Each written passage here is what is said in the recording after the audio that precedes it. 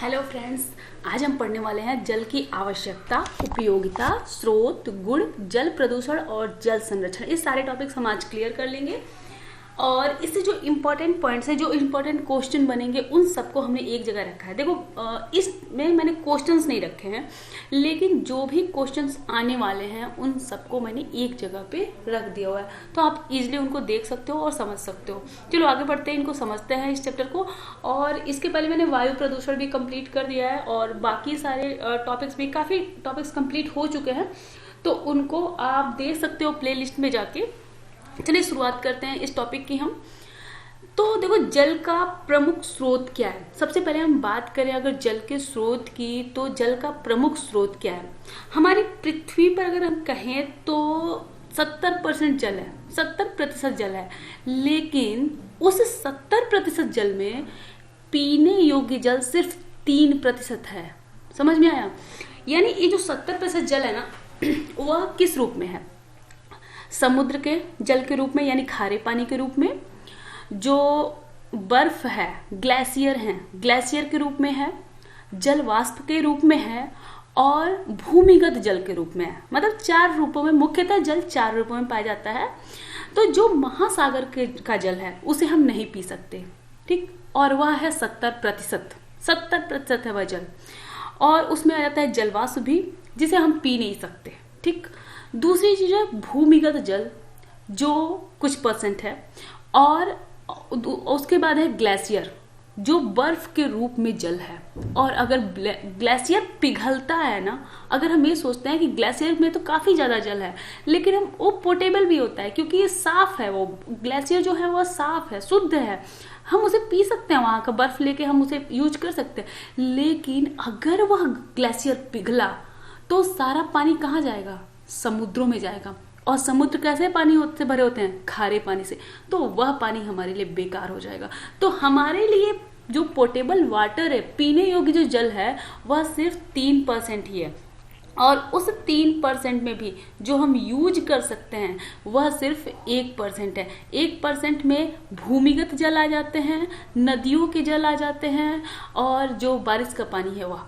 लेकिन यह जो 1% है वो हमें मिल नहीं पाता है। यह शुद्ध रूप से जो पानी हम पीते हैं वह 1% हमें नहीं मिल पाता। वजह क्या है? अगर बारिश का पानी आता है तो वो कहाँ जाता है? नदियों में, समुद्रों में और भूमिगत, और चारों तरफ हमारी तरफ जो गंदगी है, जो प्रदूषण है, उसके साथ मिलकर यह पानी प्रदूषित हो जाता है, जिसे हम नहीं पी सकते। तो जो शुद्ध रूप से पानी मिलता है हमें, वो सिर्फ 1% है। कहने के लिए वास्तव में और भी कम हो चुका है, ठीक है। तो अब हम बात करें, जल इतना प्रमुख है हमारे लिए, जितना सांस लेना, जैसे हम बिना ऑक्सीजन के नहीं जी सकते, वैसे हम बिना जल के भी नहीं जी सकते। इसीलिए वर्ष 2003 को अंतर्राष्ट्रीय अलवण जल वर्ष मनाया गया था। अंतर्राष्ट्रीय अलवण जल वर्ष का मतलब होता है ऐसे जल का वर्ष, ऐसे जल की बात की गई थी जिस जल में लवण न हो, यानी जिस जल को हम यूज कर सकें, क्योंकि हम वही जल पी सकते हैं जिसमें लवण न हो, क्योंकि लवण हमारे लिए बहुत नुकसानदायक होते हैं। यह हमारे शरीर में क्रिस्टल्स बना सकते हैं, और ये जानते हो, ये क्या होता है, जो भी लवण होते हैं वो कहीं ना कहीं जाके जम जाते हैं, तो हम इनका यूज नहीं कर सकते। इसलिए हम लवण वाले जल को नहीं पी सकते, और अलवणीय जल, यानी जो हम यूज कर सकते हैं, जो हम पी सकते हैं, पीने योग्य जल जिसे हम कहते हैं, जिस जल को हम पी सकते हैं ना, उसे पीने योग्य जल कहते हैं। तो यह जल बहुत ही कम है। तो इसी के प्रति लोगों की जागरूकता बढ़ाने के लिए वर्ष 2003 को अंतर्राष्ट्रीय अलवण जल वर्ष मनाया गया था, ठीक है। जल का यूज हर जगह है, बहुत सारी यूज आप जानते हो, पीने के लिए, खाना बनाने के लिए, जंतुओं के रहने के लिए, बहुत सारे यूज है जल के। लेकिन जो जल हम बर्बाद करते हैं ना, हम जो बर्बाद करते हैं, जो मानव यूज करके बर्बाद करता है, वह है जल विद्युत का निर्माण करना और परमाणु संयंत्रों के शीतलन के लिए जल होता है। जैसे अगर देखो, जीव जहाँ रहते हैं उनके लिए जल चाहिए, जो जलीय जीव है उनके रहने के लिए जल चाहिए, लेकिन वे उसे बर्बाद नहीं करते, उसका यूज करते हैं, उतना ही यूज करते हैं जितना उन्हें जरूरत है।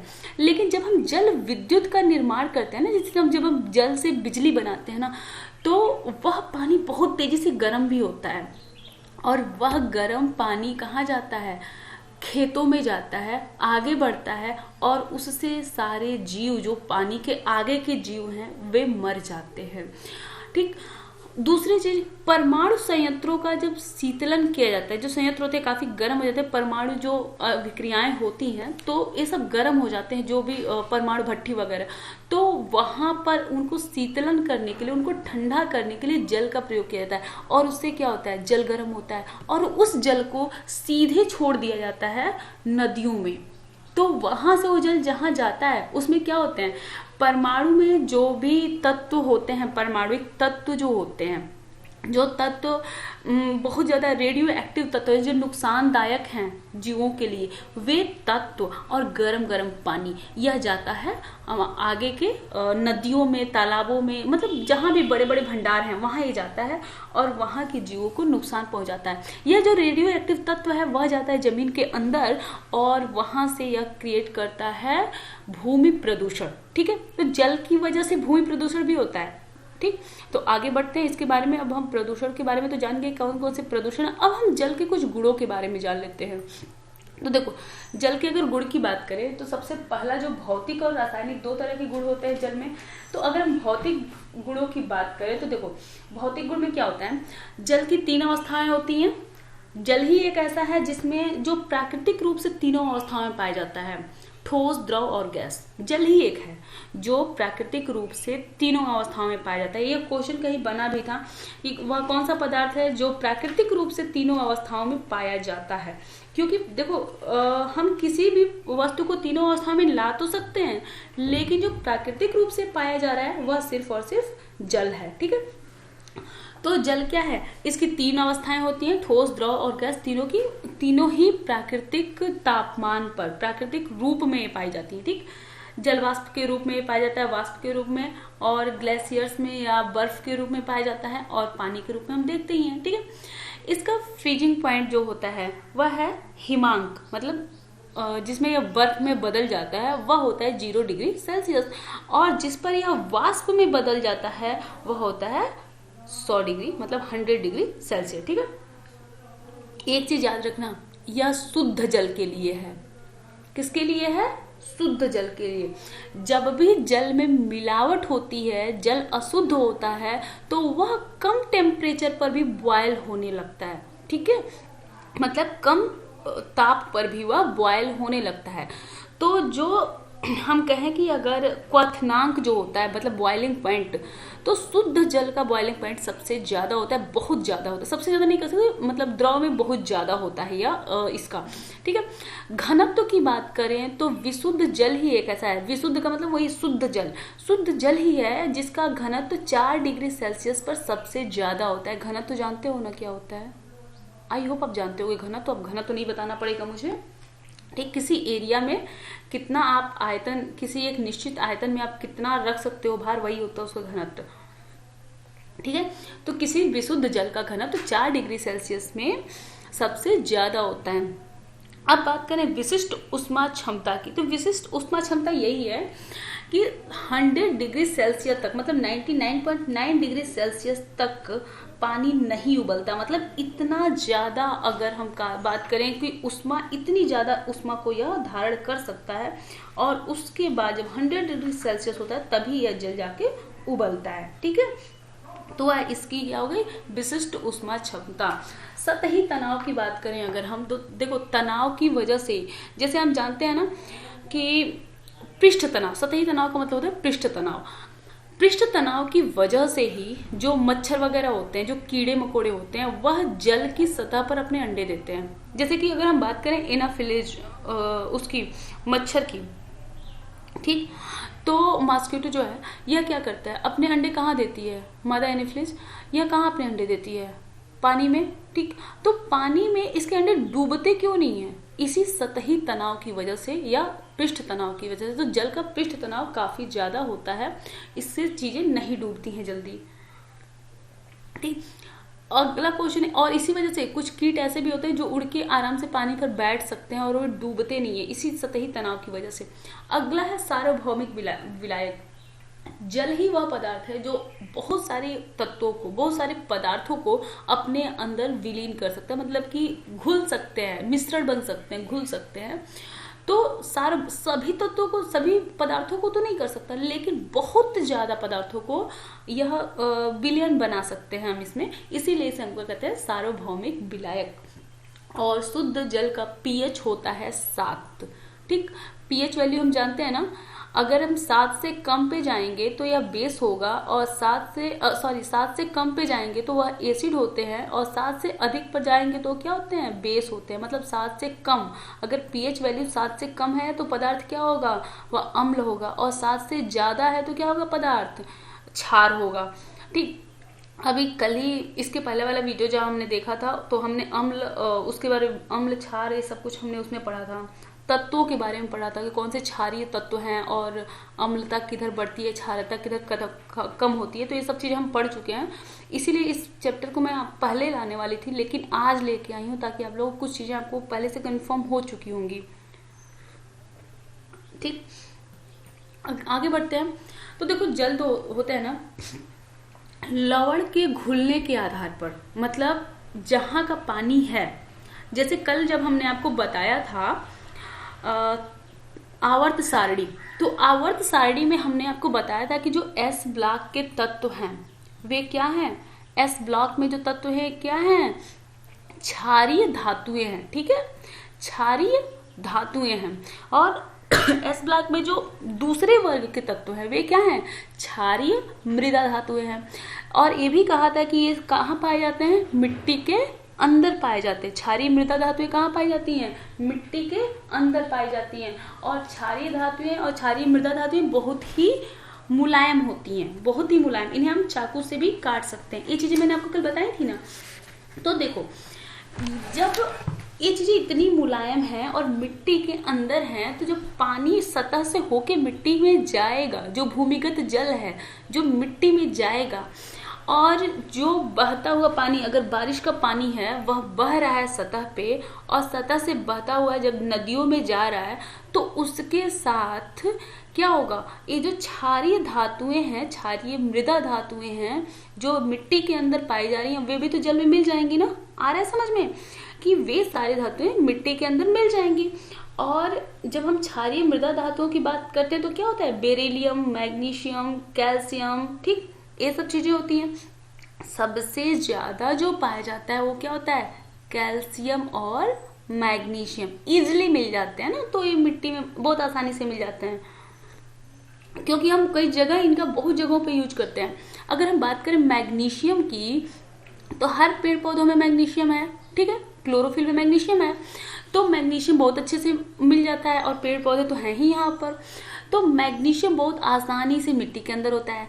और एक चीज मैंने और बताई थी कि ये जो क्षारीय धातुएं और क्षारीय मृदा धातुएं हैं, यह कभी भी ये अकेले नहीं रहती, बड़ी जल्दी किसी न किसी से जुड़ जाती हैं। तो स्वतंत्र फॉर्म में तो ये कभी रहती ही नहीं है, तो या तो ये बाइकार्बोनेट के फॉर्म में रहेंगी, क्लोराइड के फॉर्म में रहेंगी, सल्फेट या नाइट्रेट के फॉर्म में रहेंगी। ठीक है, तो यह क्षारीय धातुएं या क्षारीय मृदा धातुएं जो मिट्टी के अंदर हैं, वे क्या करती हैं, लवण बना लेती हैं। ठीक है, कभी कभी कार्बोनेट से जुड़ के, क्लोरीन से जुड़ के, सल्फेट से जुड़ के, और नाइट्रेट से जुड़ के। ठीक है, और यही जब मिट्टी में ज्यादा मात्रा में हो जाता है पानी में, तो वह जल कहलाता है कठोर जल।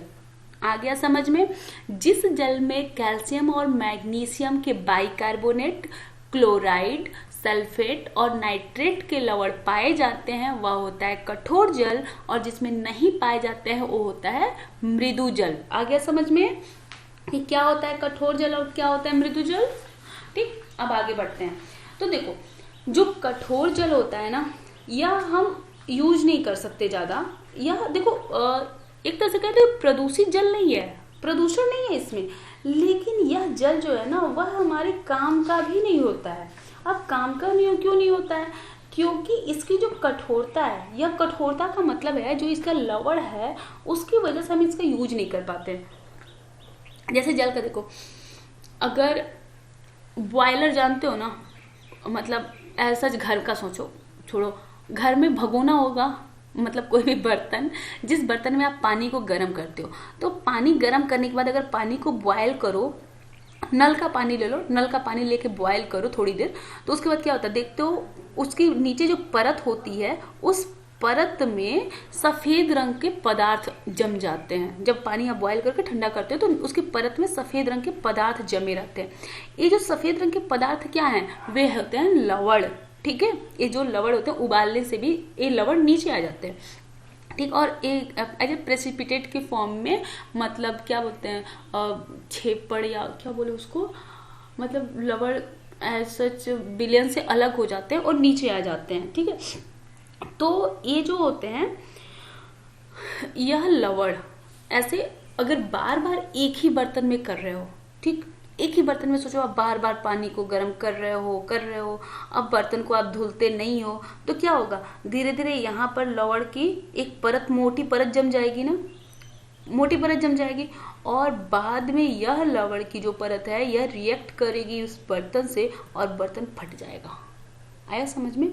यह होता है बॉयलर में, जो ये वाले जो हमारे यहाँ के बड़े बड़े फैक्ट्रीज हैं ना, जिसे पानी को बॉयल किया जाता है, वहाँ पे बॉयलर का यूज किया जाता है पानी को बॉयल करने के लिए। पानी का यूज तो हर जगह है, तो पानी को जब बॉयल करेंगे अगर उसमें लवण होंगे ना, तो ये जो बॉयलर होता है वो बॉयलर फट जाएगा। तो इसलिए हम फैक्ट्रीज में भी, जो फैक्ट्रियाँ हैं जहाँ हम काम कर रहे हैं, वहाँ भी हम कठोर जल का प्रयोग नहीं कर सकते हैं। ठीक है, यही कठोर जल अगर आपकी भाषा में समझाएं, तो लड़कियों की भाषा में अगर बताएं तो बाल टूटना, बालों का झड़ना और स्किन पे रैशेज होना, ये सब कठोर जल की वजह से हो सकते हैं। ठीक है, तो याद रखो ये जो कठोर जल है हमारे लिए बहुत नुकसानदायक होता है।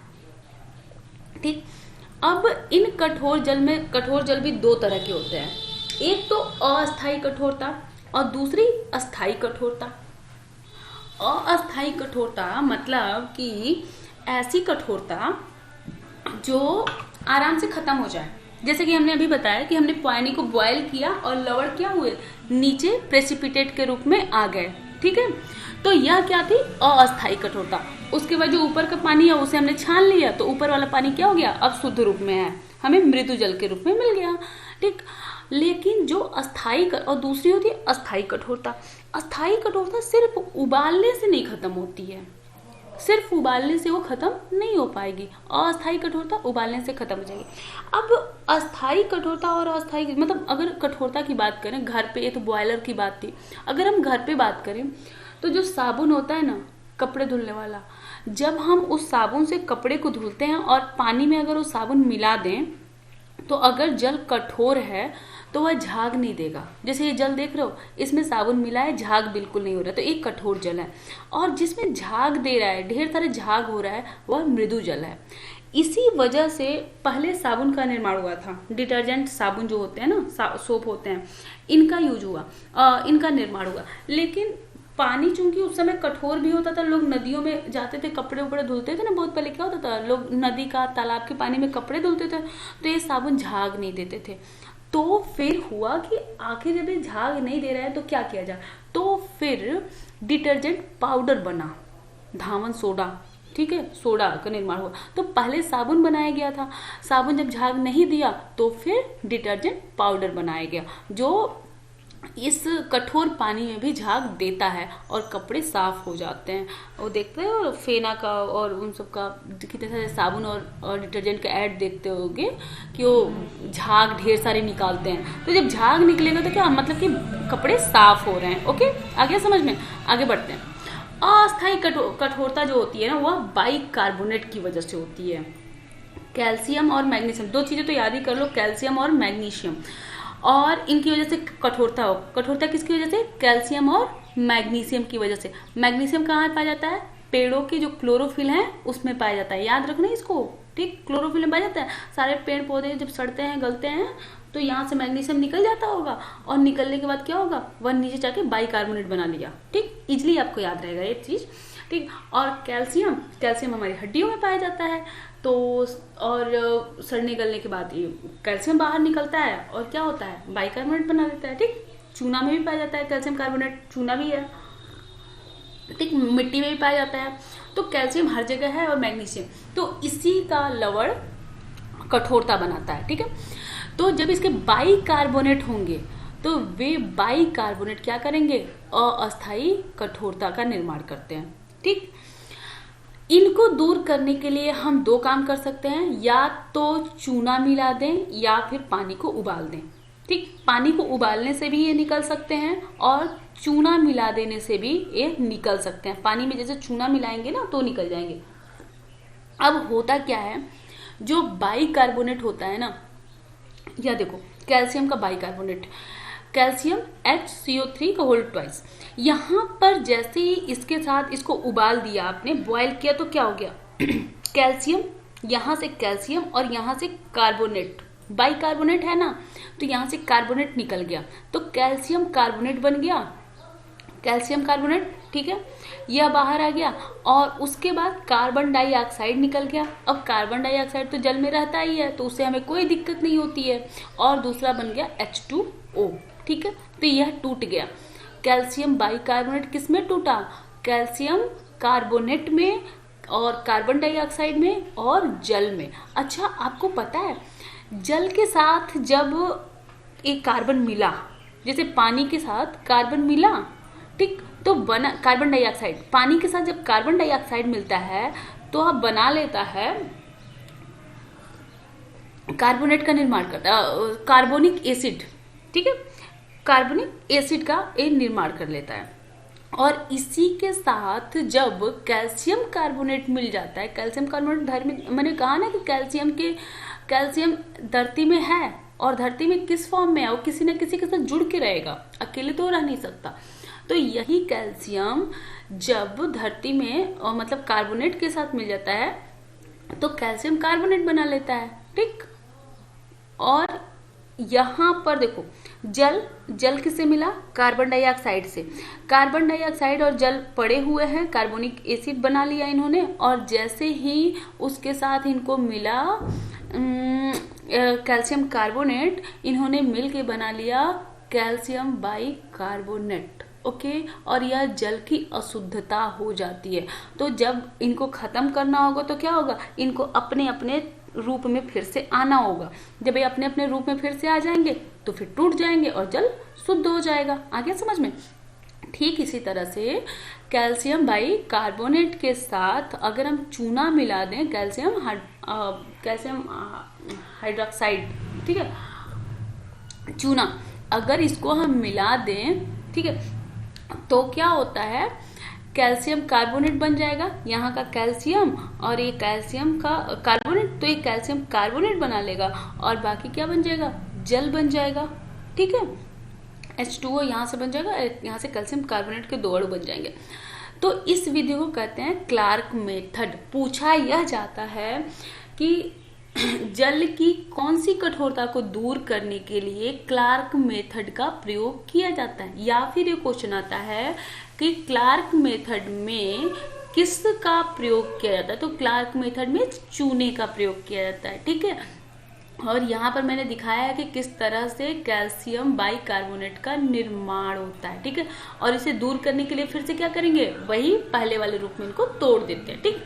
आगे समझ में इसको। अब यहाँ पर कैल्शियम की जगह मैग्नीशियम भी हो सकता है। मैग्नीशियम बाइकार्बोनेट का भी इक्वेशन यही होगा, Mg और इन द ब्रैकेट HCO3 और इनका होल ट्वाइस, ठीक है।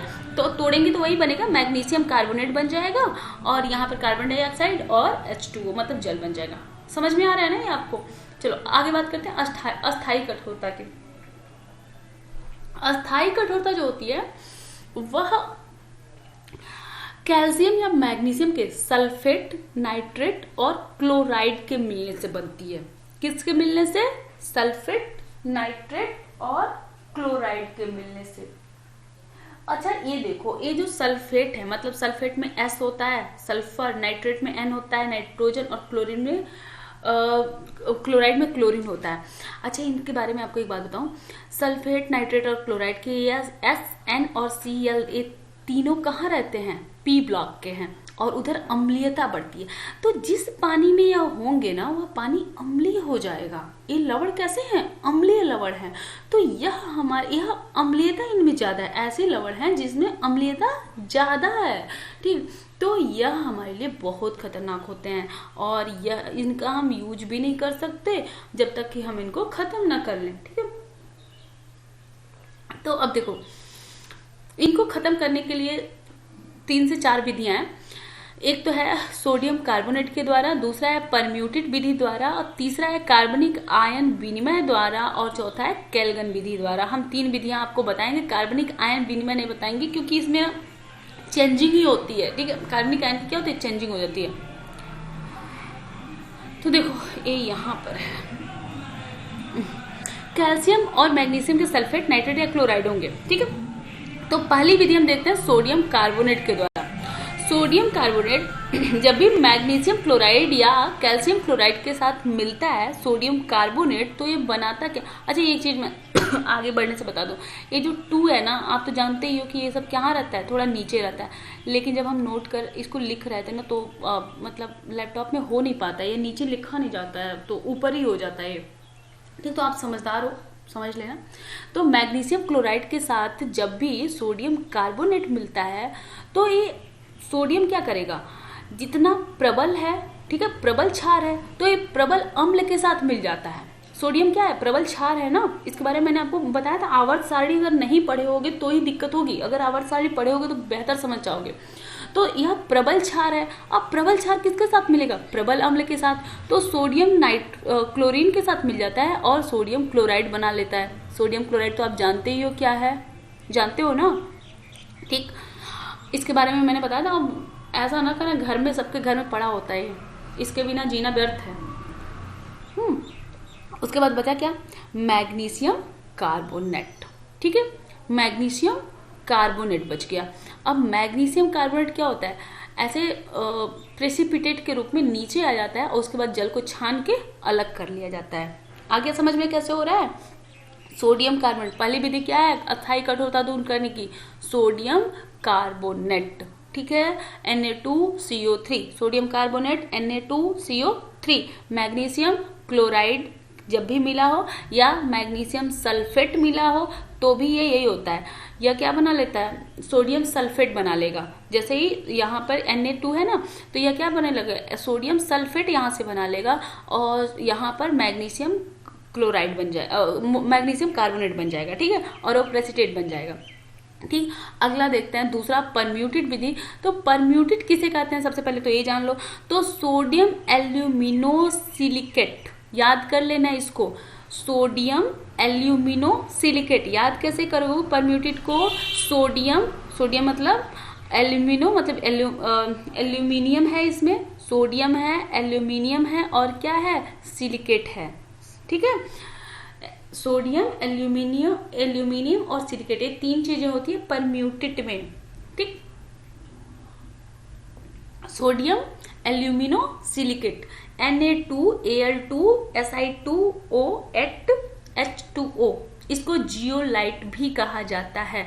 और यह क्वेश्चन मैंने 3 से 4 जगह देखा हुआ है कि जियोलाइट के बारे में पूछा हुआ है कि जियोलाइट का यूज कैसे करते हैं, या फिर यह पूछा हुआ था मैग्नीशियम क्लोराइड और जियोलाइट का जब रिएक्शन होता है, मतलब यहाँ पर दिया था मैग्नीशियम क्लोराइड प्लस जियोलाइट, यहाँ पर सोडियम जियोलाइट, तो क्या बनता है? मतलब जो जियोलाइट होता है ना उसको NaZ से लिखते हैं, जियोलाइट NaZ से लिखते हैं सोडियम एल्यूमिनो सिलिकेट को, ठीक है। तो बनता क्या है? सोडियम क्लोराइड, ठीक है। और यहाँ पर देखो सोडियम क्लोराइड और यहाँ पर क्या बना है? कैल्शियम जियोलाइट, ठीक है, कैल्शियम जियोलाइट, इसको बोलेंगे कैल्शियम एल्यूमिनो सिलिकेट बन जाता है और ये प्रेसिपिटेट के रूप में नीचे आ जाता है और इस तरह से हम जल को छान लेते हैं।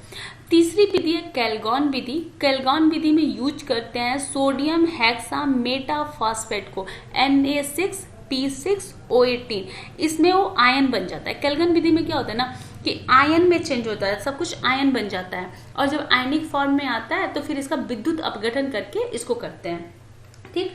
तो यहाँ पर याद करना, कैल्गान विधि में विद्युत अपघटन की जरूरत होती है और इनमें इनको मतलब मिलाने की जरूरत है। एक निश्चित मात्रा में सोडियम कार्बोनेट मिला देंगे अगर, या फिर परम्यूटेट अगर मिला देंगे सोडियम एल्यूमिनोसिलिकेट, तो वह साफ हो जाता है। ठीक है। और कैल्गन में क्या होता है, आयन के फॉर्म में वो चेंज होता है, तो उसके बाद विद्युत अपघटन करना पड़ता है, फिर वो प्रेसिपिटेट बन जाता है। ठीक, आ गया समझ में? आगे बढ़े, देखो आगे बढ़ते हैं। अब बात हम करेंगे जल के प्रदूषण की। हमने क्या क्या जान लिया, जल के गुण, जल के स्रोत, ठीक, अस्थायी कठोरता, अस्थायी कठोरता, और इनको हम कैसे दूर कर सकते हैं, ये सब हमने जान लिया। और अब हम जानेंगे जल का प्रदूषण। ठीक है।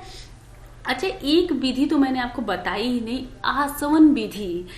जल को गर्म करो, ऊपर एक प्लेट रखो। एक विधि बड़े बचपन में हमने पढ़ी थी ना, 7th क्लास में या 6th क्लास में हम लोगों ने पढ़ी थी बचपन में ही। तो हम लोग बड़ा यूज करते थे। मतलब घर पे क्या होता है, ऐसे दूध गर्म करते हो ना, दूध गर्म करते हो तो उसके बाद क्या करते हो, प्लेट से ढक देते हो। जब दूध गर्म हो जाता है तो प्लेट से ढक देते हो। तो जैसे प्लेट उठाओ तो प्लेट के नीचे ढेर सारे भाप बने होते हैं ना, भाप के ऐसे पानी की बूंदें लगी होती है ना ढेर सारी, तो वही विधि है आसवन विधि। वो जो पानी की बूंदें लगी थी वो शुद्ध जल होता है। ठीक, तो कभी शुद्ध जल अगर निकालना हो तो पानी गर्म करना, ऊपर से प्लेट रख देना, प्लेट के ऊपर भाप थोड़ी सी बर्फ रख देना, और जैसे कि यहाँ पे पानी गर्म हुआ, यहाँ पे टोटी लगी हुई है और ये बर्तन बंद है, यहाँ से भाप निकलेगी, यहाँ पर एक प्लेट रखना, प्लेट में बर्फ रख देना, यहाँ पे भाप टकराएगी प्लेट से और पानी के रूप में चेंज हो जाएगी, और नीचे एक बर्तन रखे रहना, उसमें आपको शुद्ध जल मिल जाएगा। यही थी आसवन विधि। ये बचपन में हम लोगों ने बड़े किए थे ना ये प्रयोग, तो लगभग सबने ये किया होगा कि जब शुरू में पढ़ते हैं ना हम फिजिक्स तो या केमिस्ट्री, मतलब साइंस जब शुरू में पढ़ते हैं तो बड़ा मन करता है ये सब करने का, तो हमने तो बड़ा किया था ये सब। ठीक, अगला हम पढ़ेंगे जल प्रदूषण। भाई जल प्रदूषण के बहुत सारे कारण हैं। सबसे बड़ा कारण तो हमारे इंसान होना ही है जल प्रदूषण का। घरेलू और औद्योगिक अपशिष्ट जो पदार्थ होते हैं उनको हम सीधे ले जाके जल स्रोत में डाल देते हैं। घर की जितनी गंदगी होगी ले जाके कहाँ डालेंगे, जल में। अच्छा, एक बात बताऊं मैं आपको, यहीं पे एक कुछ पंडित जी लोग ना पूजा कराते हैं, तो पूजा कराने के बाद जो फूल वगैरह होते हैं, एक होता है काल सर्प दोष। ठीक, तो उसमें पूजा पाठ जब होता है ना तो पंडित जी लोग क्या करते हैं कि जो कुछ बचा है, जो बचा खुचा है, उसको बोलते हैं, मतलब पूजा के बाद इसको ले जाके नदी में प्रवाहित कर देना। तो लोग ले जाते हैं उसको नदी में डाल देते हैं। अब भैया अपना काल सर्प दोष हटाने के लिए आप नदी को तो गंदा करके आ गए। ठीक, अब कोई भी जानवर मरे सड़े गले, हम उसे कहाँ प्रवाहित करते हैं, नदी में, तालाब में डाल देते हैं। कोई भी गंदगी हो हम कहाँ डालते हैं, तालाब में। आपको एक और बात बताऊं, जो गांव की नालियां बनी, आजकल बड़ी नालियां बन रही हैं गांव में। ठीक है, सिर्फ गांव में नहीं, शहरों का भी देखो, जितनी भी नालियां हैं वे नालियां कहाँ जाती हैं, नदियों में, तालाबों में। मतलब और बिना उसको साफ किए, वही है घरेलू और जो सीवेज होता है, सीवेज वाटर है वो, मतलब पूरी गंदगी। मैं अगर आपको एक एग्जांपल दूं, सिंपल सा एग्जांपल, कोई मैं किसी जगह क्षेत्र के बारे में नहीं कहना चाहूंगी, लेकिन फिर भी गोरखपुर में मैंने देखा, मतलब इतने बड़े बड़े, मतलब गोरखपुर अभी छोटा सा है यहाँ पर, बाकी मेट्रो सिटीज की तुलना में तो बहुत छोटा है, कुछ नहीं है। इतने बड़े बड़े मतलब पाइप लगे हैं और सारा गंदा पानी सीधा नदी में जा रहा है, सीधा, और काला बदबूदार पानी वो जा रहा है सीधे नदी में, वो जा रहा है। ना कोई साफ करने वाला है, ना म्यूनिसिपालिटी, मतलब कोई नहीं है उसको साफ करने वाला। वो गंदगी जब पानी में जाएगी तो क्या होगा, वहाँ के जितने जीव होंगे मर जाएंगे, मरेंगे ना सारे जीव उसमें के। और वहाँ की जो मछलियाँ हैं जो उस पानी को ले रही हैं और उनकी ऊपर वाले की कृपा से जिंदा बच गई हैं, उन मछलियों को लोग खरीदते हैं, मतलब मछलियों को लोग निकालते हैं, बेचते हैं, और उसको जो खाएगा उसके अंदर वो सारे पॉल्यूशन जाएंगे कि नहीं, वो सारे प्रदूषण, उसने वही लवड़ ली है, वही सारी गंदगी ली है, तो वह गंदगी इंसान के शरीर में जाएगी ना, इंसान मरेगा ना, यही होता है। तो यह जो औद्योगिक, घरेलू और औद्योगिक अपशिष्ट जाते हैं जल स्रोत में मिल जाते हैं। कृषि में हम ढेर सारे केमिकल्स का यूज करते हैं, खेती करते हैं, तो फर्टिलाइजर्स यूज करते हैं, केमिकल्स यूज करते हैं उनको मारने के लिए, कीड़ों को मारने के लिए, ठीक है। तो ये सभी और खरपतवार युक्त जो जल होते हैं ये सब कहाँ जाता है, नदी में जाता है। अभी 2020 में आपने न्यूज़पेपर में आया था और बहुत बड़ी दुर्घटना हुई थी। अब तक की दुनिया की सबसे बड़ी दुर्घटना, 21,000 टन जो ऑयल था, मतलब तेल था, वह आर्कटिक में पूरा नोरिलस्क में रसिया का जो तेल टैंकर था वह पूरा गिर गया, ठीक। तो 21,000 टन ऑयल उसमें गया और एक डर था कि आग न लगे, अगर आग लग गई तो कितना बड़ा नुकसान होगा नहीं कहा जा सकता। तो उसकी सफाई हुई थी, लेकिन उसकी वजह से कितना बड़ा नुकसान हुआ, बहुत सारे वहां के जीव मारे गए, ठीक। तो यह तेल अधिप्लावन हमेशा होता ही रहता है, क्योंकि जितने भी तेल के कुएं हैं वो अधिकतर समुद्र के अंदर हैं। तो जब भी वहां से तेल निकाला जाता है तो तेल अधिप्लावन तो होता ही है। और ये तो बहुत बड़ी दुर्घटना थी जो नोरिलस्क में हुई थी। तो यह हो सकता है कि क्वेश्चन में आ जाए, तो आपको याद रखना चाहिए नोरिलस्क में जो रूस का तेल का जो टैंकर था उसमें डीजल भरा हुआ था और वह पूरा डीजल फैल चुका था। तेल की क्या खास बात होती है कि वो पानी के ऊपर फैल जाता है। तो यह पूरा फैल जाता है जब, तो क्या होगा, ऑक्सीजन अंदर नहीं जा पाएगी, पानी के अंदर ऑक्सीजन नहीं जाएगी और जो उसके जीव होंगे वे मर जाएंगे, और अगर आग लग गई तब तो सब कुछ नष्ट, ठीक। उसके बाद जो भी रेडियो सक्रिय तत्व होते हैं, मतलब कि अगर जो भी परमाणु भट्टी वगैरह में काम हो रहे हैं तो वहां से जो गंदगी जा रही है वो गंदगी भी कहाँ जाती है, पानी में ही जाती है। जो भी विद्युत जहाँ बन रहा है, मतलब बिजली का उत्पादन हो रहा है, तो जो जल है वह जल बहुत ज़्यादा गर्म होता है और वह जल भी कहाँ जाता है, पानी में चला जाता है, मतलब नदियों में ही जाता है। फिर जो नहाने और कपड़े धोने के लिए नदी का जल का प्रयोग होता है, ये तो बड़ा सिंपल सी बात है और ये तो बड़ी छोटी बात है, इससे बहुत ज़्यादा नहीं होता। जो अधिकतर चीज़ें होती है वो इनकी वजह से होती है, ऊपर वाले की वजह से, ठीक। तो ये हमारे जल को प्रदूषित करने के बड़े कारक हैं, ठीक। तो यह क्वेश्चन में आ सकता है, आपसे पूछा जा सकता है, इसलिए मैंने आपको बता दिया। अब इन गंदगी की वजह से जो हमारी बीमारियां होती हैं, यह तो मोस्ट इंपॉर्टेंट है, इनको जरूर जान लेना कि कौन कौन सी डिजीज काज होती हैं वाटर पॉल्यूशन की वजह से। तो अब अपने हाथों को देख लो, एक बार ध्यान से देखो, कहीं ऐसा तो नहीं कि आपके हाथों में भी वो घाव हो रहे हों और कभी ठीक ना हो रहे हैं। या फिर याद करो आपके आसपास तो कहीं ऐसा नहीं है कि लोगों के शरीर पे बार बार घाव हो रहे हैं, बार बार घाव हो रहे हैं। कुछ लोगों को पानी से ही एलर्जी होने लगती है। क्यों? क्योंकि उस पानी में होता है आर्सेनिक। आर्सेनिक की वजह से, आर्सेनिक क्या होता है कि यह त्वचा का कैंसर, कई बार हमारे लंग को भी इन्फेक्ट कर सकता है, हमारे लीवर को भी इन्फेक्ट करता है और किडनी को भी आर्सेनिक हमारे इन्फेक्ट करता है, ठीक है। तो आर्सेनिक अगर पानी में ज़्यादा है तो उसकी वजह से बीमारी होती है आर्सेनिकोसिस। और इसमें क्या होता है, ये नाखून देख रहे हो, नाखून में ऐसे धारियां पड़ी हुई, ढेर सारी धारियां, नीला हो जाता है नाखून, और हाथों में या मतलब त्वचा पे क्या हो जाता है, घाव होने लगते हैं, बहुत ज़्यादा घाव होने लगते हैं। और इसको कहते हैं त्वचा का कैंसर होना, मतलब घाव ठीक नहीं होता है, बार बार होता है, बार बार होता है। तो यह आर्सेनिक, पानी की में आर्सेनिक की मात्रा ज़्यादा होने की वजह से होता है। उसके बाद हम बात करें डिसेंट्री की। अगर गंदा पानी, गंदे पानी में बना हुआ भोजन कर ले या गंदा पानी पीने की वजह से होता है डिसेंट्री। डिसेंट्री यानी कि पेचिस। पेचिस में क्या होता है कि जो मल होता है, मल में खून आता है, ठीक है, मल के रास्ते से खून निकलने लगता है। यह दो वजह से हो सकता है, अमीबा की वजह से भी हो सकता है और बैक्टीरिया की वजह से भी पेचिस हो सकता है, ठीक है। तो यह अगर अमीबा की वजह से होता है तो इसे अमीबियासिस डिसेंट्री बोलते हैं।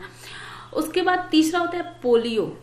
पोलियो की वजह भी है गंदा पानी, गंदे पानी में ही इसके वायरस, पोलियो के जो वायरस होते हैं वो गंदे पानी की वजह से फैलते हैं, ठीक है, क्योंकि गंदे पानी में ही इसके वायरस पाए जाते हैं और वहां से गंदे पानी में, अच्छा ऐसा नहीं है कि आपने डायरेक्ट पानी पिया तो ही होगा।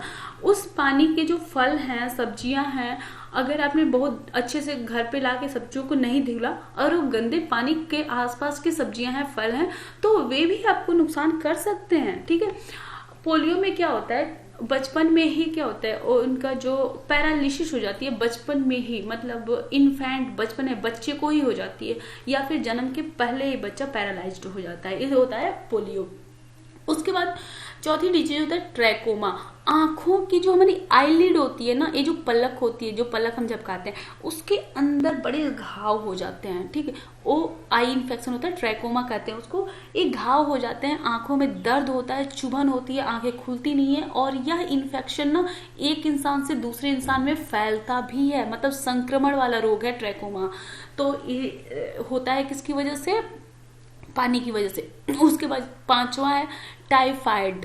टाइफाइड तो सब जानते हो, लगातार बुखार होना, और इसमें एनीमिया हो जाता है, क्योंकि बुखार के साथ ना शरीर का तापमान बढ़ता है, और इसके साथ ही साथ क्या होता है, जो ब्लड है ना वह, उसमें हीमोग्लोबिन की मात्रा कम होने लगती है, और इसी को कहते हैं प्लेटलेट्स नहीं बनते हैं, और जब प्लेटलेट्स नहीं बनेंगे तो उसे कहते हैं एनीमिया, ठीक है। तो एनीमियासिस की डिजीज हो जाती है, एनीमियासिस टाइफाइड के बाद। और ये काज कौन करता है? Salmonella typhi. बहुत ही कॉमन सा है, इसलिए मैंने इसका नाम बता दिया कि सैल्मोनेला जो टाइफी है वह टाइफाइड फीवर की वजह से होता है। टाइफाइड फीवर का कारक है, और यह पाया किस में जाता है? गंदे पानी में। उसके बाद अगला है सिस्टोसोमियासिस। सिस्टोसोमियासिस होता है मोलस्का की वजह से। मोलस्का मतलब कि जो घोंघे होते हैं ना, ऐसे जो जानवर हैं कवच वाले जीव, जो घोंघे होते हैं, वे उनकी वजह से होता है सिस्टोसोमियासिस। ऐसे देख रहे हो शरीर पर या चकत्ता जैसा कुछ बना हुआ है, तो यह अगर गंदे पानी में कोई नहाता है, गंदे पानी से नहाता है, उसमें अगर इसके जीव होते हैं तो यह शरीर पर ऐसे दाग धब्बे क्रिएट कर देते हैं। मतलब दाग धब्बे नहीं, खुजली होती है, बहुत ज़्यादा इचिंग होती है, और बहुत ज़्यादा नुकसान होता है, मतलब पूरे शरीर पर। और ये शरीर के क्या बोलते हैं, त्वचा के अंदर इपिडर्मिस में समा जाते हैं, उसमें छेद करके इपिडर्मिस में समा जाते हैं, और उसके बाद अंदर ही अंदर इंसान को हमेशा ही इचिंग सी लगी रहती है, ठीक है। उसके बाद है तो कॉलरा। कॉलरा तो महामारी, ठीक है, महामारी थी कॉलरा कभी। लगातार उल्टी और दस्त होना, लगातार उल्टी और दस्त दोनों होता है, और कॉलरा, ठीक। और डायरिया। डायरिया में क्या होता है? लगातार वोमिटिंग होती है, लगातार वोमिटिंग होती है, और दस्त बहुत पतला होता है, और इसकी वजह से हो जाता है पानी की कमी, शरीर में हो जाती है डिहाइड्रेशन। डायरिया की वजह से क्या होता है? डिहाइड्रेशन। इसीलिए WHO ने वो घोल बनाया था, WHO घोल, जिसे पानी और नमक और चीनी लगातार देना चाहिए इंसान को। क्यों? क्योंकि शरीर में सोडियम और क्लोराइड दोनों की कमी हो जाती है, सोडियम की कमी हो जाएगी। तो सोडियम की कमी ना हो शरीर में, इसलिए लगातार जो जिस इंसान को डायरिया हो जाए उसको लगातार पानी में चीनी और नमक घोल के देना चाहिए। अच्छा, पता है डायरिया से अगर तुरंत इलाज न मिला तो डायरिया और कॉलरा, इनसे मौत हो जाती है, बहुत जल्दी मौत हो जाती है। छोटे बच्चों का तो अक्सर ऐसा होता था। पहले यह महामारी की तरफ फैलती थी, जहां भी फैलती थी कॉलरा, लोगों की मौत ही होती थी, लोग बच नहीं पाते थे, तो पूरे गांव के गांव तबाह हो जाते थे। अगला है मलेरिया। मलेरिया का जो मच्छर है ना, यह अपने अंडे देता है गंदे पानी में। दो तरह के मच्छर होते हैं, मतलब मच्छर तो बहुत तरह के होते हैं। एक होता है डेंगू का मच्छर, और दूसरा मलेरिया, जो खास तौर पे आपको याद रखना चाहिए। डेंगू के जो मच्छर है वो साफ पानी में अंडे देते हैं, और मलेरिया के मच्छर गंदे पानी में, ठीक है। तो ये गंदे पानी में अपने अंडे देंगे मलेरिया के मच्छर। तो और इसके मच्छर, जब मैंने कहा ना पृष्ठ तनाव, सतही तनाव बताया अभी थोड़ी देर पहले, तो इसके जो अंडे होते हैं पानी के ऊपर ऐसे तैरते रहते हैं, इसके फिर लार्वा बनते हैं, उससे मच्छर बन जाते हैं। तो गंदे के पानी की वजह से मलेरिया होता है। उसके बाद लेड पॉइजनिंग। लेड, पानी में अगर लेड की मात्रा ज़्यादा हो गई तो लेड पॉइजनिंग हो जाती है। और लेड पॉइजनिंग में क्या होता है? ये हमारे लीवर को और लंग्स को बहुत नुकसान पहुंचाता है, और साथ ही हमारे नर्वस सिस्टम को नुकसान पहुंचाता है। नर्वस सिस्टम क्या होता है? हमारा काम करना बंद कर देता है। उसके बाद अगला होता है मरकरी की वजह से डिजीज, मिनीमाता रोग, जो सबसे पहले जापान में हुआ था, और मिनमाता जो नदी है उसमें हुआ था, इसीलिए इसका नाम ही रख दिया गया मिनमाता डिजीज।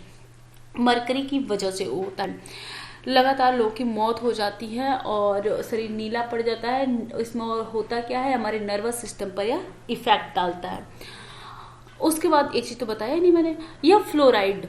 अच्छा, जितने भी आप टूथपेस्ट आपके हैं ना, तो एक बार जब अपना टूथपेस्ट देखना, उसमें लिखा होगा कि उसमें फ्लोराइड है, दांतों पे चमक लाने के लिए। जो हमारे दांतों पे इनेमल होता है ना, कैल्शियम का जो ऊपर इनेमल जो होता है, जो चमक रहा होता है, जिसकी वजह से दांत हमारे सफेद सफेद चमकते हैं, तो उसमें चमक लाने के लिए यूज किया जाता है फ्लोराइड का। जितने भी टूथपेस्ट होते हैं उनको आज देखना, उस पर लिखा होगा फ्लोराइड, ठीक। लेकिन इसकी मात्रा अगर पानी में ज़्यादा हो जाए तो यही हमारे दांतों का जो इनेमल है उसे ख़त्म भी कर देता है और दांत ख़त्म हो जाते हैं। मतलब दांतों में ना निशान पड़ जाना, दांत पीले पड़ना, दांतों के ऊपर की जो लेयर है वो ख़त्म हो जाती है। फिर पानी लगने वाली समस्या जो होती है ना, लोग कहते हैं कि दांतों में पानी लग रहा है, ठंडा पानी नहीं पी सकते वगैरह, सेंसिटिविटी जिसे कहते हैं सेंसिटिव, तो ये सारी डिजीज इसकी वजह से होती है, ठीक है। तो हमने इतनी सारी डिजीज जानी, उसमें से बहुत इंपॉर्टेंट सारी की सारी डिजीज इंपॉर्टेंट है। अगला क्वेश्चन, अगला देखो, ये देखो भाई, इसके बारे में बता दें हम आपको। जल को स्वच्छ करने के लिए यूज किया जाता है, क्या है, फिटकरी का यूज किया जाता है। जल को साफ करने के लिए, जो पीने वाला पानी है उसको साफ करने के लिए क्या किया जाता है, यूज किया जाता है फिटकरी का, ठीक है। उसके बाद और कैल्शियम और क्लोराइड, कैल्शियम ऑक्सलेट क्लोराइड, इसका यूज किया जाता है किस लिए, माइक्रोब जो हैं उनको किल करने के लिए, उनको मारने के लिए इनका यूज किया जाता है, ठीक है। इसके साथ ही पोटेशियम परमैंगनेट का भी यूज किया जाता है ख़त्म करने के लिए, जो उसमें कीटाणु हैं जल के अंदर, उन कीटाणुओं को ख़त्म करने के लिए इनका यूज किया जाता है। अच्छा, ये जो होता है एक्टिवेटेड कार्बन, इसका आपने अक्सर कहीं ना कहीं देखा ही होगा एड में कि एक्टिवेटेड कार्बन, जो पॉन्ड्स की फेस वॉश आती है उसमें होता है एक्टिवेटेड कार्बन, वे बताते हैं। एक्टिवेटेड कार्बन का मतलब क्या है पता है, जो राख होती है ना, जो कुछ भी जलाओ तो जो राख निकलती है वही राख है एक्टिवेटेड कार्बन या एक्टिवेटेड चारकोल जिसे बोलते हैं। तो इससे पानी साफ हो जाता है। होता क्या है, इसमें कार्बन होता है और कार्बन क्या करता है, जो इम्प्योरिटीज हैं उनके साथ बाइंडिंग कर लेता है और बाइंड करके उनको ऐसे नीचे ले जाता है। तो इसी का लड़कियां यूज करती हैं फेस वॉश पे। बस लड़कियों को तो कुछ भी बता दो ना कि इसमें ये चीज़ है, उसकी असलियत पे नहीं जाएंगे कि ये है क्या, ये चारकोल है या राख है, उनको मतलब नहीं, बस नाम है एक्टिवेटेड कार्बन या एक्टिवेटेड चारकोल, बस वे खुश हो जाती है कि ये तो हम यूज करेंगे, हम ठीक हो जाएंगे। घर की राख भी यूज करोगे ना तो इतना ही साफ हो गए। अगला BOD, दो चीज़ें और जान लो। अगर जल के बारे में जानना है तो दो चीज़ें न जानो तो फिर अधूरा है। पहला है BOD, biological oxygen demand. Biological oxygen demand का मतलब क्या होता है, डिमांड का मतलब होता है मांगना, ठीक है। तो जल में जब ऑक्सीजन की कमी हो जाएगी तो क्या होगा, वहां के जो जीव होंगे वो क्या करेंगे, ऑक्सीजन की डिमांड करेंगे, ठीक। पानी में ऑक्सीजन की कमी होगी तो उसके जो जीव हैं वे क्या करेंगे, डिमांड करेंगे ऑक्सीजन की, वही कहलाता है बायोलॉजिकल ऑक्सीजन डिमांड। जल में क्या, ऑक्सीजन की कमी हो जाना, यह ऑक्सीजन की कमी, जितना ज़्यादा प्रदूषण बढ़ेगा उतनी ही ज़्यादा इसकी कमी हो जाती है और इसी को कहते हैं बायोलॉजिकल ऑक्सीजन डिमांड। बिल्कुल इजी वे में समझो। अगला है यूट्रॉफिकेशन। यूट्रॉफिकेशन का मतलब होता है सुपोषण, मतलब खूब ज्यादा तुमको खाना मिल जाए ना तो वो कहता है यूट्रॉफिकेशन। तो पानी में जब ढेर सारा पोषक तत्व मिल जाए, जैसे जब खेती के बाद, खेती में जब हम करते हैं उसमें क्या डालते हैं, नाइट्रोजन डालते हैं, पोटास डालते हैं, फास्फेट डालते हैं, ठीक। तो ये सारी चीजें क्या है, पोषण वाली चीजें है ना। नाइट्रोजन क्या है, पोषण वाली चीजें। नाइट्रोजन किसको पोषण देता है, पौधों को। तो यह सब चीजें जब पानी के अंदर जाएंगी तो पौधों में, पानी में कौन पाया जाता है, सबसे ऊपर शैवाल, ढेर सारे क्या पाए जाते हैं, शैवाल पाए जाते हैं। तो ये शैवाल क्या करते हैं, इनके लिए तो ढेर सारा खाना मिल गया। अब ढेर सारा खाना खाते हैं बढ़ते हैं, खाते हैं बढ़ते हैं, पूरा तालाब या नदी को पूरा कवर कर लेते हैं, ठीक है। खा के मोटे हो जाते हैं, फिर कवर कर लेते हैं। और जब ढेर सारा खाना इनको मिल जाता है और पूरा कवर कर लेते हैं तो सोचते हैं अब तो अपना राज है। और जब अपना राज है तो हम किसी और को जीने नहीं देंगे, किसी और को जीने नहीं देंगे तो ये नीचे क्या कहते हैं, टॉक्सिन, जो इनके अंदर का जहर है ना, वो जहर निकालते हैं और पानी के अंदर डाल देते हैं, ठीक। ये बनाते हैं ऑक्सीजन और ऑक्सीजन को कहाँ छोड़ देते हैं, ऊपर वायुमंडल में, और ऊपर से इन्होंने पूरा कवर कर दिया। अब नीचे ना प्रकाश जा रहा है, न प्रकाश नहीं जा पा रहा है नीचे, तो अंदर वाले पौधे क्या है, अपना भोजन नहीं बना पा रहे हैं और अंदर वाली जो मछलियां हैं वे क्या हो जा रही हैं, मर जा रही हैं, ठीक। आ गया समझ में यूट्रॉफिकेशन से क्या होता है, ऐसी मछली होती है ना, ऐसे, हाँ। तो यूट्रॉफिकेशन से क्या होता है, सुपोषण बोलते हैं इसको। जब नाइट्रोजन, फास्फोरस या फास्फेट या इनकी मात्रा मतलब ज्यादा हो जाए पानी के अंदर तो शैवाल बहुत ज्यादा मात्रा में बढ़ जाते हैं, ठीक है। और इसकी वजह से पानी के अंदर कमी हो जाती है ऑक्सीजन की, और इसी को कहते हैं यूट्रोफिकेशन या सुपोषण, और इसमें सभी जीव, पानी के अंदर के जीव मर जाते हैं। बायोलॉजिकल ऑक्सीजन डिमांड मतलब जैव रासायनिक ऑक्सीजन की मांग, जैव रासायनिक ऑक्सीजन मांग इसको बोलते हैं, बायोलॉजिकल ऑक्सीजन डिमांड मतलब मांग रहे हैं वे ऑक्सीजन को, ठीक है। समझ में आ गया, आगे बढ़े। अब देखो जल को स्वच्छ रखने के लिए बनाया गया अपने देश में जल शक्ति मंत्रालय। इसकी स्थापना हुई 2019 में। ऐसा नहीं है कि इसके पहले हमारे जल को स्वच्छ करने के लिए कोई मंत्रालय नहीं थे, तीन मंत्रालय थे भाई। एक तो मिनिस्ट्री ऑफ वाटर रिसोर्सेज, ठीक, दूसरा था ministry of water resources, river development and Ganga rejuvenation, ठीक है, एक था। दूसरा उसके बाद था क्या, ministry of drinking water and sanitation, नहीं तीन थे। पहला एक मिनिस्ट्री ऑफ वाटर रिसोर्सेज, दूसरा रिवर डेवलपमेंट एंड गंगा रिजुवेशन, और तीसरा था ministry of drinking water and sanitation. ये तीनों मंत्रालयों को 2019 में मई में मिला दिया गया और बनाया गया एक मंत्रालय, जल शक्ति मंत्रालय, ठीक है। अब इसका उद्देश्य था सभी नागरिकों को स्वच्छ जल की उपलब्धता संचित करना, और साथ ही रिवर डेवलपमेंट एंड गंगा रिजुवेशन के तहत क्या किया गया कि जो गंगा नमामि गंगे अभियान जो चला उसको सबको एक साथ जोड़ दिया गया। तो अब जल शक्ति मंत्रालय बहुत बड़ा हो गया है, और इसके साथ तीनों मिनिस्ट्री मतलब सबको सही पानी उपलब्ध कराना, पानी को स्वच्छ करना, गंगा की स्वच्छता और नदियों को जोड़ना, नदियों को स्वच्छ रखना, यह सब कुछ अब आ गया है जल शक्ति मंत्रालय के अंतर्गत। तो पूछेगा यही कि कब इसकी स्थापना हुई थी जल शक्ति मंत्रालय में, और कौन कौन से मंत्रालयों को जोड़कर इसकी स्थापना की गई थी, ठीक है। अब एक क्वेश्चन, एक काम और किया गया, नमामि गंगे जो परियोजना है ना, तो इसमें क्या गया कि अब इनको पुरस्कार मिलेगा। जो लोग नमामि गंगे परियोजना से जुड़े हुए हैं और जिन्होंने बहुत अच्छा काम किया इसमें, उनको मिलेगा पुरस्कार, ठीक है। तो कौन सा पुरस्कार मिलेगा, तो उन्हें मिलेगा लोक प्रशासन में उत्कृष्टता के लिए प्रधानमंत्री पुरस्कार, ठीक है। इसकी स्थापना 2020 में हुई है इस पुरस्कार की। तो कौन सा पुरस्कार मिलेगा, लोक प्रशासन में उत्कृष्टता के लिए प्रधानमंत्री पुरस्कार 2020, ठीक। किसके लिए मिलेगा, नमामि गंगे परियोजना में जो लोग बेहतर काम करेंगे उनके लिए। राष्ट्रीय जल नीति, हमारे भारत की जो राष्ट्रीय जल नीति है, तो अब तक 3 बार जल नीतियां बन चुकी हैं। सबसे पहले जल नीति बनी थी 1987 में, दूसरी बनी 2002 में, और तीसरी बनी थी 2012 में। जल नीति क्यों बनती है, क्योंकि हमारे देश में देखो नदियां बहुत हैं, और हर नदी क्या है 2, 3, 4, 5, 6, 7, 8 राज्यों से होके गुजरती है। अब राज्य क्या करते हैं कि भैया हमें भी पानी चाहिए, हमें भी पानी चाहिए, और वो कहता है कि नहीं हम इतना पानी हम यूज करेंगे। तो किस राज्य को कितना पानी दिया जाए, कौन सा पानी का कहाँ कहाँ क्या क्या यूज किया जाए, इन सब के लिए राष्ट्रीय जल नीति का निर्माण किया गया था। अब भी देखो उत्तर प्रदेश, और इसी मंथ की न्यूज है, अभी 1-2 दिन पहले की न्यूज है, उत्तर प्रदेश और मध्य प्रदेश ने साइन किया है नदी जोड़ो अभियान में। अब उत्तर प्रदेश की कोई नदी, ये यार मैं अभी भूल गई इसको लेना यहाँ पर, तो उत्तर प्रदेश की नदी और जो नदी है मध्य प्रदेश की, इनको आपस में जोड़ दिया जाएगा, और इसकी वजह से काफी बड़े क्षेत्र को पानी उपलब्ध हो सकेगा, ठीक है। तो यहाँ पर देखो राष्ट्रीय जल नीति में क्या हुआ कि हर घर को पानी मिल सके, हर घर में पाइप के जरिए पानी मिल सके। अभी देख रहे होगे अभी क्या हुआ है, अगर गांव के होगे तो देखोगे हर 3-4 गांव के बाद ना टंकी लगी हुई है, पानी की टंकी, जो पहले नहीं थी, अब टैंकर लगे हुए हैं, बड़े बड़े टैंक जो हैं पानी की टंकी ऊपर बन गए हैं। तो अभी तक पानी नहीं पहुंचा है घरों में, और ना ही पाइप लगी है, लेकिन आधा काम हो चुका है, और आधा काम कब होगा भगवान जाने।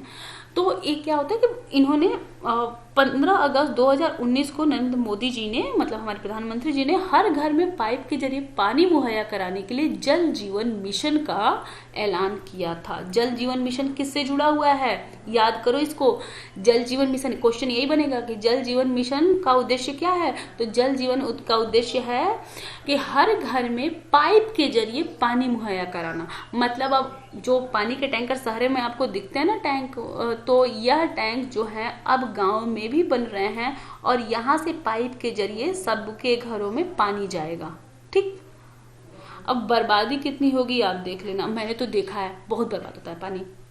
अगला देखते हैं, पर्यावरण और विकास पर केंद्रित रियो डी जेनेरियो के संयुक्त राष्ट्र सम्मेलन में 1992 में विश्व जल दिवस मनाने की पहल की गई। विश्व जल दिवस क्यों, इसलिए ताकि जल का संरक्षण लोग करें। तो कब किया गया, 1992 में। कहाँ पे किया गया, रियो डी जेनेरियो में। ठीक, और किस सम्मेलन में, तो संयुक्त राष्ट्र सम्मेलन में। ठीक है, और यह सम्मेलन किस पर केंद्रित था, पर्यावरण और विकास पर केंद्रित था। ठीक है, और तब से 1992 में पहल की गई, तो 1993 से 22 मार्च के दिन क्या मनाया जाता है, विश्व जल दिवस। ठीक, हर 22 मार्च को मनाया जाता है विश्व जल दिवस। मैंने किसी वीडियो में यह क्वेश्चन आपसे पूछा भी था कि विश्व जल दिवस कब मनाया जाता है, और मुझे सिर्फ एक लोगों ने आंसर किया था। ठीक है, तो पहली बार कब मनाया गया था, 1993 में, और हर साल मनाया जाता है। तो 2021 में जो विश्व जल दिवस मनाया गया है उसकी थीम है वैल्यूइंग वाटर, वैल्यूइंग वाटर। ठीक है, इसकी थीम है 22 मार्च 2021 की जो थीम है वो वैल्यूइंग वाटर है। अब देखो भाई, हमारे देश में ना नदियां बहुत हैं, बहुत नदियां हैं। तो इन नदियों का यूज करने के लिए जानते हो, बहुत पहले से इतिहास गवाह है कि बहुत पहले भी लोग एक जगह से दूसरे जगह जाने के लिए क्या करते थे, जल मार्ग का प्रयोग करते थे। और अगर हमारा भारत यूरोप से हारा, मतलब मुगल सेना यूरोप से हारी, तो इसकी वजह यह थी कि भारतीय सेना के पास नौसेना नहीं थी। उस समय जो मुगल राज्य थे उनके पास बेहतर नौसेना नहीं होने की वजह से ये लोग यूरोप से हार गए थे। पुर्तगालियों के बाद भी बहुत बेहतर सेना नहीं थी, इसीलिए वे ब्रिटिश से हार गए। ठीक है, तो हुआ यह कि हम लोगों ने सोचा कि ऐसा करते हैं कि अपने देश के अंदर जितनी नदियां हैं उनका हम विकास करते हैं। ठीक है, जब देश आजाद हो गया तो उसके बाद ये सोचा गया कि हमारे यहाँ की जो नदियां हैं उसमें हम जल मार्ग का विकास करते हैं। तो इसके लिए शुरू किया गया भारतीय अंतर्देशीय जल मार्ग प्राधिकरण, और इसकी स्थापना कब हुई, 1986 में। और इसका मुख्यालय भी अपने ही प्रदेश में है, उत्तर प्रदेश के नोएडा में। तो जल मार्ग के विकास के लिए किसका निर्माण किया गया, भारतीय अंतर्देशीय जल मार्ग प्राधिकरण का, और स्थापना कब हुई, 1986 में। ठीक है, और भारत के और भी हैं, इनके बारे में पढ़ने की जरूरत नहीं है ज़्यादा जानने की, लेकिन अन्य भी जल संस्थान हैं जो, जैसे कि राष्ट्रीय अंतर्देशीय नौवहन संस्थान पटना में है, राष्ट्रीय जल क्रीड़ा संस्थान गोवा में है, और इंडियन मेरीटाइम यूनिवर्सिटी चेन्नई में है। ठीक है, अगला देखते हैं, भारत के जो प्रमुख राष्ट्रीय जल मार्ग हैं। भारत के प्रमुख राष्ट्रीय जो जल मार्ग हैं, तो सबसे पहला तो यह है राष्ट्रीय जल मार्ग 1, और यह है कहाँ से, गंगा एवं हुगली नदी पर है। तो याद करने के लिए इसलिए जरूरी है, मैंने इसलिए लिया क्योंकि यह प्रयागराज से शुरू होता है, और जो इस समय चुनाव कहाँ होने वाला है, कहाँ होने वाला है चुनाव, पश्चिम बंगाल में। तो पश्चिम बंगाल के हल्दिया तक ही जाता है। ठीक है, तो उत्तर प्रदेश से हल्दिया तक है, और ये राष्ट्रीय जलमार्ग 1 है। यहाँ से वहां तक सीधा जाता है, तो अब हमें कोई भी सामान भेजना हो तो हम इसी नदी के द्वारा वहां तक भेज सकते हैं। इसकी कुल लंबाई 1620 किलोमीटर है। इसको 1986 में ही इसको घोषित किया गया था, लेकिन सफाई नहीं थी। अभी ना जब से मोदी गवर्नमेंट आई है उसके बाद इसकी काफ़ी ज़्यादा सफाई वगैरह हुई है, और पहली बार यहाँ से मतलब काफ़ी दिनों बाद यहाँ से वहाँ तक कोई सामान भी भेजा गया था। अगला है राष्ट्रीय जलमार्ग 2, और यह ब्रह्मपुत्र नदी पर है, सादिया से धुबरी तक। नेशनल वाटरवे सेकंड जो है राष्ट्रीय जलमार्ग 2, यह कहाँ है, ब्रह्मपुत्र नदी पर है, सदिया से धुबरी तक है। ठीक है, और इसकी कुल लंबाई है 891 किलोमीटर। तीसरा है राष्ट्रीय जलमार्ग 3, यह है कोरल में। ठीक है, कोल्लम से कोट्टापुरम तक। केरल तो नदियों का नगर है, मतलब नदियों वाला ही राज्य है ना केरल। कि बहुत सारी नदियां हैं और इसीलिए यहाँ पर नावें बहुत चलती हैं। तो केरल में कोल्लम से कोट्टापुरम तक है। अगला राष्ट्रीय जलमार्ग 4 आंध्र प्रदेश में कृष्णा और गोदावरी नदी के पास में है यह, और काकीनाडा से पुडुचेरी शहर पर है। ये काकीनाडा कुछ अभी आया था यार, कुछ इम्पोर्टेंट जगह है काकीनाडा से पुडुचेरी। हाँ, आंध्र प्रदेश के बाद नहीं, काकीनाडा नहीं, वो किसी मूवी में था काकीनाडा। ठीक है, तो यह हमारे 4 भारत के राष्ट्रीय जलमार्ग हो गए। राष्ट्रीय जलमार्ग 1 जो मोस्ट इंपॉर्टेंट है, इसको याद ही रखना हमेशा कि यह प्रयागराज से हल्दिया तक है। दूसरा राष्ट्रीय राजमार्ग है सदिया से धुबरी तक। और जब मैं बात कर रही हूँ सादिया से, तो यहाँ पर एक क्वेश्चन याद करना, सादिया क्यों इम्पोर्टेंट है, बहुत इम्पोर्टेंट है सादिया, क्योंकि यहाँ के किसी व्यक्ति को कोई प्राइज दिया गया था और बहुत इम्पोर्टेंट प्राइज है, और वह थे म्यूजिक से रिलेटेड। ठीक है, इससे ज़्यादा मैं कुछ नहीं बताऊंगी, ये आपका काम है। आप मुझे अगर याद आए, सिंसियर हो, तो मुझे ज़रूर बताना। ठीक है, तो इस तरह से हमारा ये जल टॉपिक ही कंप्लीट हो गया। अब अगला टॉपिक हम पढ़ेंगे कार्बन, और कार्बन है ना जो टॉपिक, और उसके यौगिक, इस टॉपिक को हम पढ़ने वाले हैं।